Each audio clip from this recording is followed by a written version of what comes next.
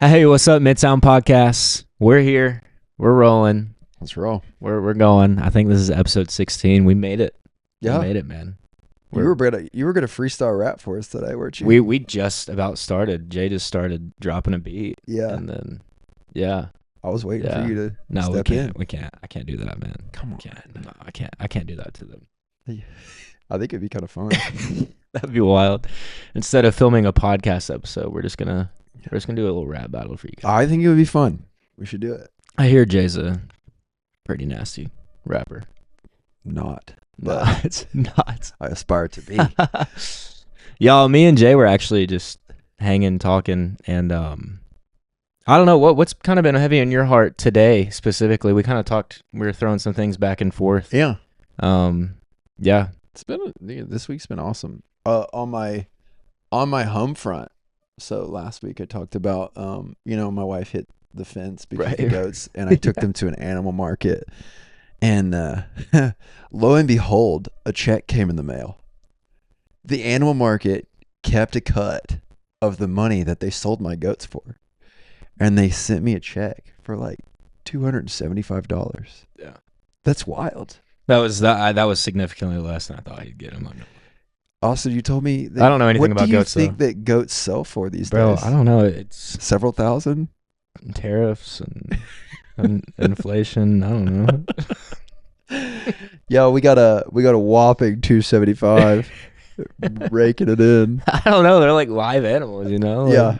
That won't cover 1/10 of the cost of my wife's car. Moses is probably more expensive than that. And Moses being the dog. Yeah. That's at my Yeah. Yeah.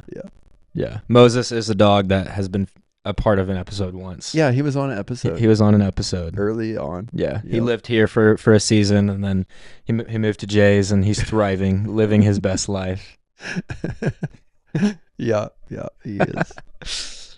But yeah, man, I've been talking a lot about. I've had a lot of conversations recently, and something I've dwelled on is like, what do you think it looks like to live a life of worship? Yeah. What does the word worship mean? What does it look like to live in that?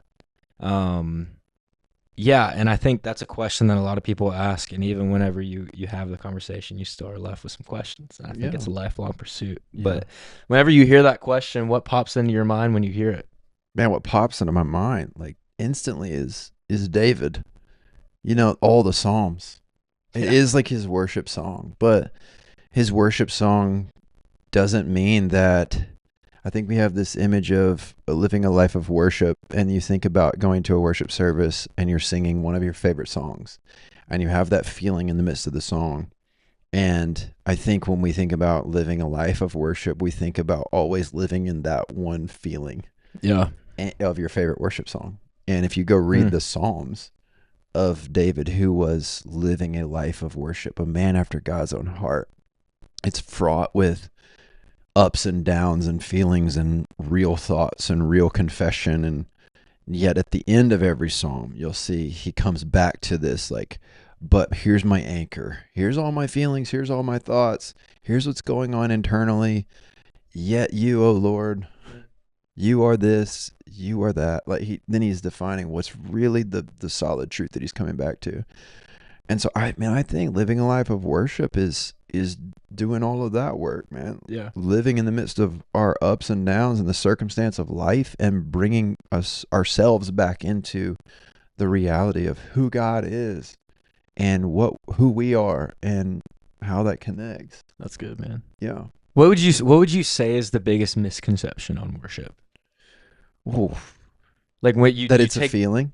That's a feeling. That's good. Yeah. That's a feeling, and maybe that I think a lot of people just assume that it's like Yeah. a part of a worship, like a part of a service. Yeah. You know, singing song. Yeah. You know. Because when you go read through the word, man, there is so much things in the word that would indicate that it is not a feeling. Yeah. Like it supersedes feeling. Feelings are going to be fickle and maybe deceiving at times. You know, if you Yeah. read into a bad feeling as if God has left or he's not present, that goes against the promises of God. Yeah. And so that isn't the truth. What is the truth? And I think I would just say me. I can't speak for public, but me, my greatest misconception is that worship was a feeling. And when I had a good feeling, then it was good worship. Yeah. And I found that some of the sweetest times of worship I've ever had was in my lowest feeling moments. And the Lord was really faithful to show up in the bad feeling when I chose to, like, I'm turning to you in the midst of this thing that I'm thinking about constantly. Yeah. And really step into worship who he is, not what I'm going through. I don't worship my circumstance. I don't worship good things happening to me. I worship the God of the universe who's with me no matter what. Yeah. And this story's not over, you know? And I think that has been such a shift in my own life, and it's really I'm in the transforming process of that. That makes sense. How would you answer that? Yeah, I think personally one of the biggest misconceptions of worship is honestly in that question in and of itself is like the fact that it is a lifestyle. The fact that worship is something that we are to live in always. Yeah.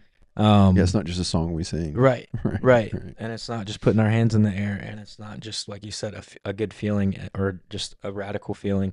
And I think worship is something that requires us. It requires ourself in a deep way. And I always think of Genesis. I'm going to pull it up. In Genesis 22, which is something that's referenced a lot, but it's Abraham sacrificing his son Isaac. I believe it's everybody fact check me, but I believe it's the first time the word worship is used in scripture. Fact check. How do we do that? I don't know. Just Google it. Like, Chat GPT that. Chat GPT, yeah, man. Hey, Chat GPT will give you the answer. Okay. Yeah, I'm gonna read it real quick. After this is Genesis 22. After these things, God tested Abraham and said to him, "Abraham, here I am." He answered, "Take your son, your only son Isaac, whom you love. Go out to the land of Moriah and offer him there as a burnt offering on one of the mountains I will tell you about." So Abraham got up early one morning, saddled his donkey, and took with him 2 of his young men and his son Isaac. He split wood for a burnt offering and set out to go to the place God had told him about. On the 3rd day, Abraham looked up and saw the place in the distance. Then Abraham said to his young men, "Stay here with the donkey. The boy and I will go over there to worship. Then we'll come back to you." Abraham took the wood for the burnt offering and laid it on his son Isaac. In his hand he took the fire and the knife, and the 2 of them walked together. Then Isaac spoke to his father Abraham and said, "My father." And he replied, "Here I am, my son." Isaac said, "The fire and the wood are here, but where is the lamb for the burnt offering?"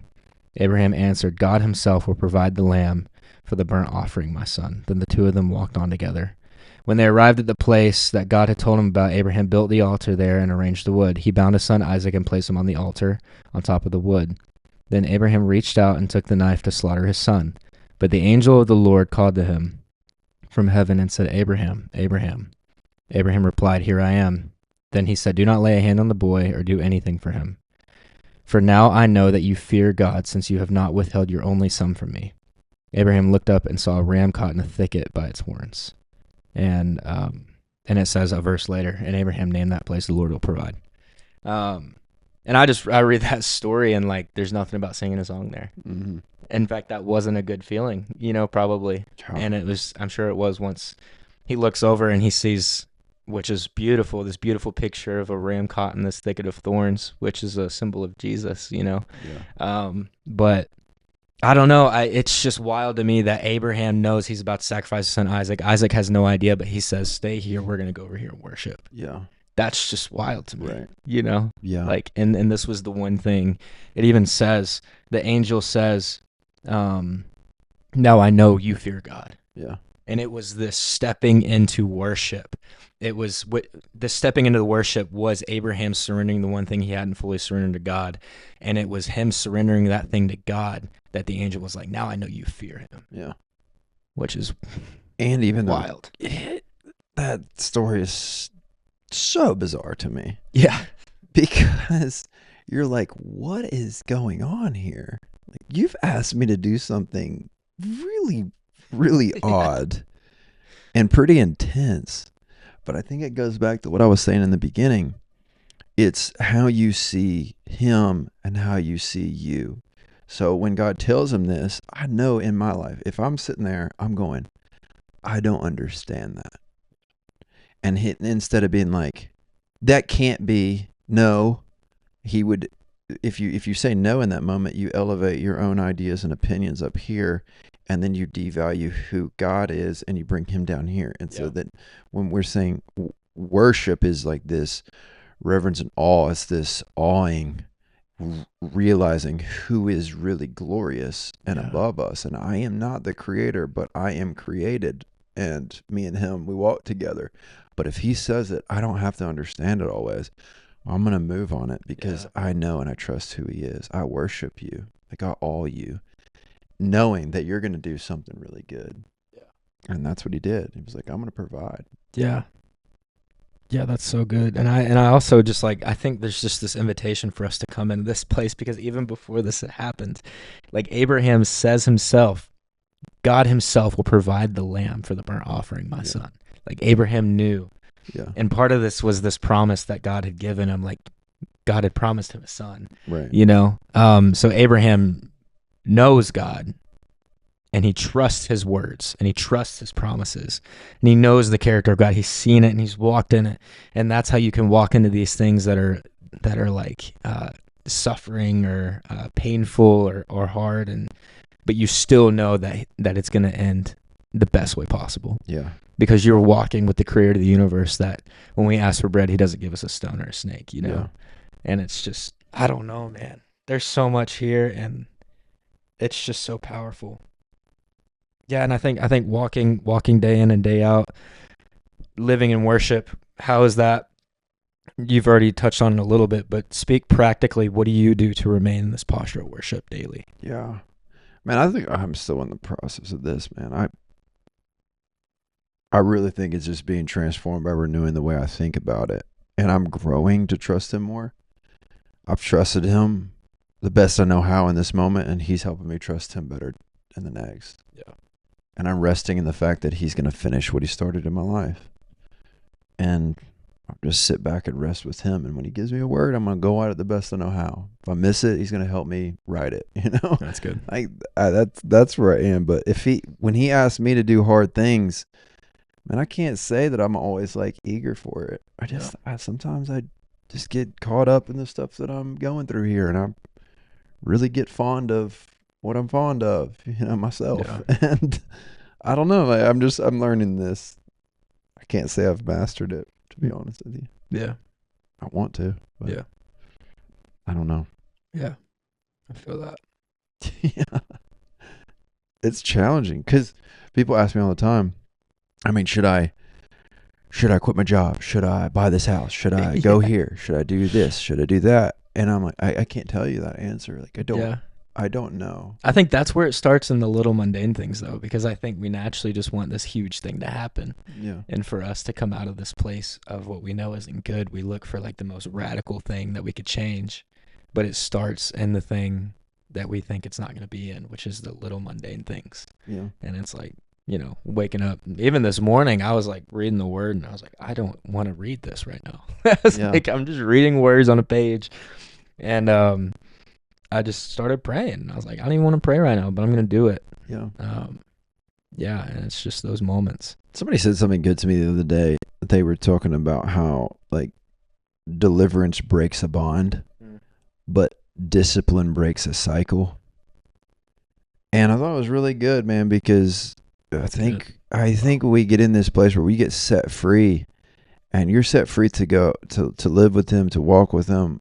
But there is like this thing of endurance and pressing into the discipline of like seeking the Lord, walking with him, listening, not getting caught up in the things of this world, like not getting caught up in the other voices or the other noises inviting you here or there to care about this, to care about that. But there's like a real discipline aspect where we press in consistently to know his heart and to know him and to experience what we're talking about. A life of worship is to be experienced, not just to be learned about, not just a thing to memorize. Yeah. It's, man, like, how does this transform my life, and what does it look like to walk in this? I think that's a journey of experience where we walk with the Lord intimately. And I think we can rest there because he's taking us on a journey. Yeah. Yeah. But I'm learning that with you, man. It's like just pressing into the discipline of it. Yeah. Because it's not always easy. It's not always a feeling of I want to do. Yeah. And that goes back to like something we mentioned a few episodes ago, but it's like you see David almost like beat his body into the submission of doing what he knows he needs to do, even though there's nothing that about him that wants to do it, you Right. know? And it's like I think what I saw was the person use the language of like David commanded his body to do the thing that he felt like he was being called to do. And I just think that's kind of a cool perspective, kind of Where what you just where are you referring? What is that? it's not. That's not like a scripture. That's just like a commentary. I think I was reading. It was Oh, like okay. just this bird's eye view of Yeah, David's life as a whole. it's good. So Because we find yeah, that when he's just not doing that, yeah, he stumbles and he falls really hard. yeah, When he presses out of a disciplined walk with the Lord, and the scripture says that he's like not away with his armies in the yeah, time of battle, but he's like at home chilling on a roof, hanging out by himself, looking at his kingdom. He's puffed up a little bit, you know. And then if a guy after God's own heart finds himself in that place, how does he deal with that? What does worship look like in the midst of that? He yeah, doesn't stay in that place after he stumbles and falls. He goes into the temple when he begins to worship. He lays on his face after he screws up royally, yeah, murders a guy. You know, I mean, really steals a guy's wife. yeah, You find him stumbling harder than most people ever even want to consider stumbling, yeah, right? I don't know about you, but comparatively, like, yeah, whoa. yeah, Yeah, I man. could go on my high horse here, but Oh my god. I'm not as bad as David. Yeah, I am. Yeah, Like, I'm the same guy. yeah, And yet he shows us what worship looks like when you stumble and fall. yeah. That's You good. come back to the one who's able to right all wrongs, make all things right. And it's not easy. Yeah, But he presses in there, stands up after bad things happen in his life, and he goes, hey, I'm going to get back to it now because it's finished. It's in the past. God hasn't left me. He's with me. yeah. That's All good. right, Lord, I trust you for the way forward. The story's not over. Yeah, And really, the cool thing is out of that stumbling comes the lineage of Jesus himself. yeah, So we see God righting the wrong that he would never even see the finished story. So David doesn't see that finished act of redemption in his lifetime. He sees it from the heavenlies, probably. You know, you're like, whoa, yeah, I didn't even get to see the full story, but you were redeeming it to an extent that I could never imagine, which redeemed all mankind. yeah. Wow. So I think if you really want to press in to what the Lord is showing me, is I think our lives exist in a much larger picture than we can even imagine. And I think some of the acts of worship that we are participating in today are having ripple effects for generations and generations to come. And I think it will affect the future generations in ways that we cannot imagine. Yeah, He's redeeming things far beyond where you're going to get a job and where your next house is going to be. And he's saying, I'm doing something, Jay, with you and with Austin that's going to ripple beyond generation to generation. And one day you're going to see, but you might not see it in this lifetime. yeah, But I'm doing something incredible. yeah, And I think if we can really realize who God is and who we are in the story, then we can begin to live a life of worship and fully expecting. I might not see the full extent of what God is up to, but I'm definitely a part of it. yeah. That's good. And I'm going to live a life of worship today Mm. because he is going to exist beyond all things and he's calling me into the life with him. I think that's the mentality. If you really want to live in the heavenlies with him, seated with him in heavenly places, we Yeah. gotta see things beyond the here and the now, the temporal way that many of us like view life. Yeah. It's far beyond. Yeah. So much more. Yeah, that's really good. It's massive. Yeah, it's so massive. To take the massive thing and like say we've got somebody that doesn't even know what we're talking about. Yeah. How would you say the massive thing to the person that doesn't understand that language? I know that's a loaded question. No, it's massive. Yeah, it's big. I would say get around other people.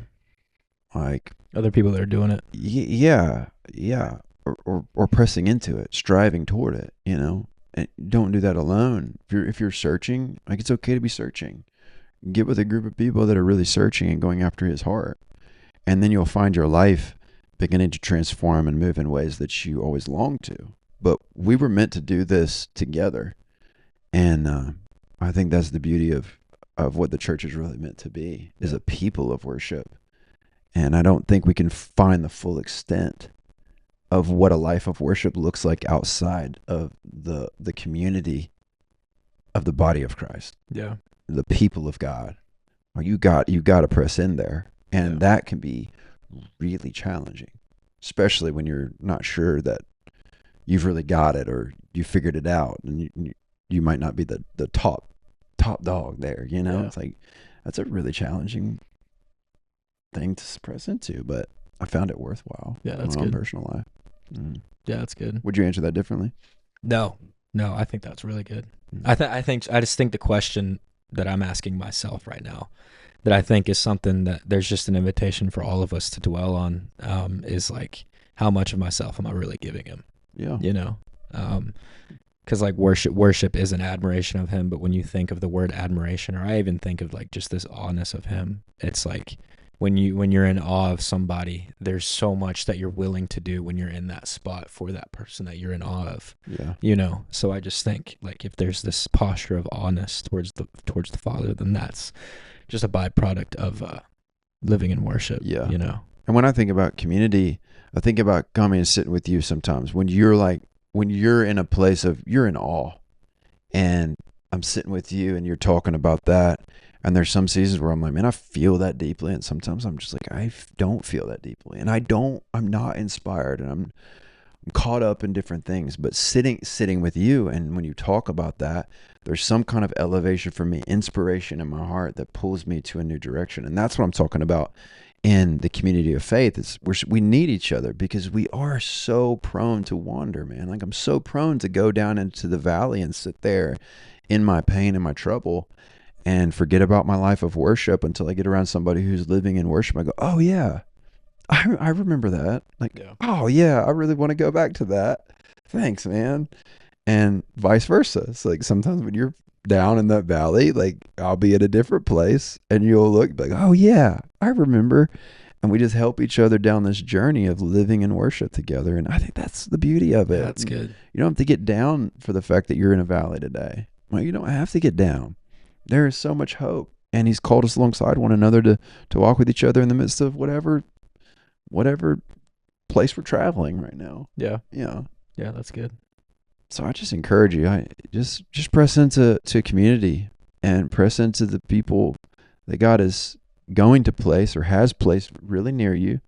And oftentimes it feels dangerous, and it doesn't feel safe, because it doesn't always feel safe to be revealed, to be seen, and to step out and to admit that, man, I know all these right things to say, and yet I don't know how to apply that. Well, I just want to say that's okay. Let's go learn together. That's good. And it's just okay. Yeah. And we don't have to stay here, you know? Yeah. Yeah, that's good, man. I would also say, the last thing that I got, like, going back to what you said and what you just did say, but like, just to be around people that are doing it. If for some reason you look around and you don't know where to find those people, start with dropping a comment on this episode, or like messaging us, because like it is possible, and there are people out there, and there's people in our network that are willing to do whatever. Yeah, you know? I think about what y'all are doing, Adventure Junkies. Like, y'all meet like once a month, and y'all are gathering, I mean, hundreds of young adults, and they're gathering, just worshiping, like connecting, and multiple times a week. Yeah. I mean, groups, like small groups all over the city all the time, hanging out all the time. But like, y'all are big gatherings once a month, I think. Yeah. But wherever you want to start, like, come to a big gathering, come to a small gathering. Like, it's worth it. But drop a comment. We can connect. Yeah. We will 100% connect you. That's the whole point of what we're doing, you know, because if we're doing this podcast and people are relating to it, but there's no one thing that we talked about the other day is there's like this little graph, and it's challenge here and encouragement here, and if there's high encouragement but low challenge, then you're just going to experience this different type of burnout. But there's high challenge and no encouragement, then you're going to experience this, I just hit a wall and I don't know what to do because I've just been challenged and I haven't had anybody that's encouraging me. Mm-hmm. And I just think if we do this podcast, we have these communities, but there's still people that are in our vicinity where we don't at least extend an invitation to, then that's high encouragement and low challenge. It's good, man. That's a really good word. We want to be people of challenge, but encouragement. Yeah. You know, lifting them up for the challenge. Yeah. It's really good. And then the money spot is high challenge, high encouragement. Yeah. You know, because that's thriving as a person. Yeah. You know, it really is. Like, yeah. if I'm highly encouraged, but I'm not challenged, and I'm like, okay, cool, I feel good. I feel like I'm not going anywhere though. Yeah. But if I'm highly challenged and not encouraged, I feel like I'm carrying the weight of the world on my own. It's good, man. You know? Yeah. So I just say all that to say, like, here's your invitation. If you need people, I don't care where you're at in the country or the world, we can find somebody for you. Yeah. Yeah. Love that, man. And we'll pray for you. Heck yeah. Yeah. Jay, this is awesome, man. It was a good conversation, bud. It was, man. Thanks for joining us today, guys. Yeah. Thank you, guys. And if you guys have any topics you want to hear, any questions, anything you want to hear us talk about, any guests you want us to have on, just let us know. Yeah. We're open to whatever. Enjoy. So, yeah. Love y'all.